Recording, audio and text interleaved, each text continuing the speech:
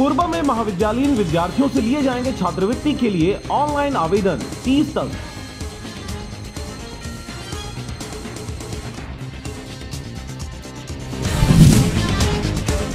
छत्तीसगढ़ में मंत्री के बंगले का घेराव करने जा रहे विद्या मितानिनों को पुलिस द्वारा रोका गया।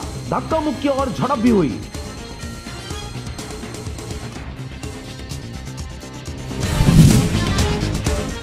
मार्च में होगा न्याय योजना की चौथी किस्त का भुगतान। वर्तमान खरीदी के आगामी मई में वितरित होगी राशि। सीएम भूपेश बघेल का बड़ा ऐलान।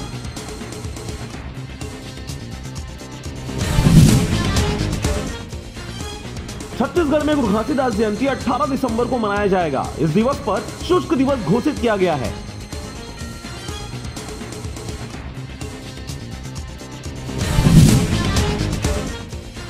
मुख्यमंत्री भूपेश बघेल आज 6 दिसंबर को सिर्री में आयोजित 75वां वार्षिक राज्य अधिवेशन में होंगे शामिल।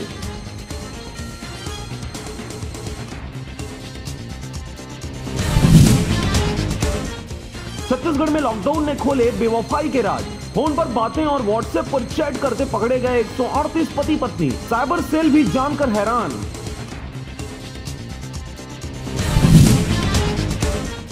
बिलासपुर के बस स्टैंड में स्थित सरकारी शराब दुकान में मिलावट का खेल। सील खोलकर मिलाया जा रहा था पानी। आबकारी विभाग ने रंगे हाथों कर्मचारियों को पकड़ा। वीडियो हुआ वायरल।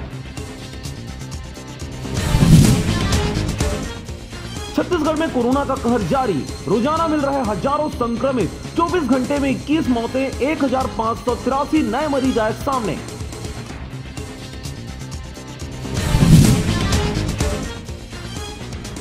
छत्तीसगढ़ पत्रकार सुरक्षा कानून के प्रारूप को आज दिया गया अंतिम रूप। अब समिति शीघ्र शासन को सौंपेगी पत्रकार सुरक्षा कानून का प्रारूप।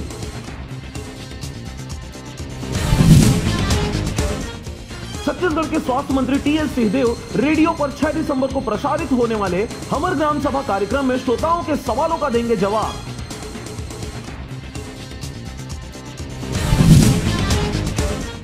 रायपुर में अब जमीन का पंजीयन कराने वाले लोगों को पटवारी या तहसीलदार पास चक्कर काटने की जरूरत नहीं। अब डिजिटल खसरा, पंचशाला और खसरा B1 से ही रजिस्ट्री होगी।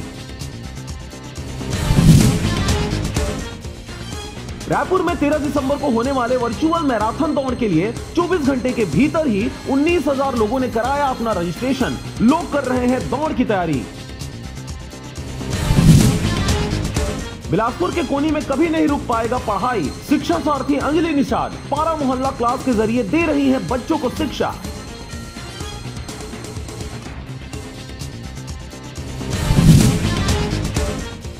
भिलाई के हुड़कों में नहीं टूटेगा पीपल पेड़ का चबूतरा। विधायक देवेंद्र यादव ने की पहल। अब सभी वृक्ष में बनेगा चबूतरा। संवारने के लिए लगाए जाएंगे टाइल्स।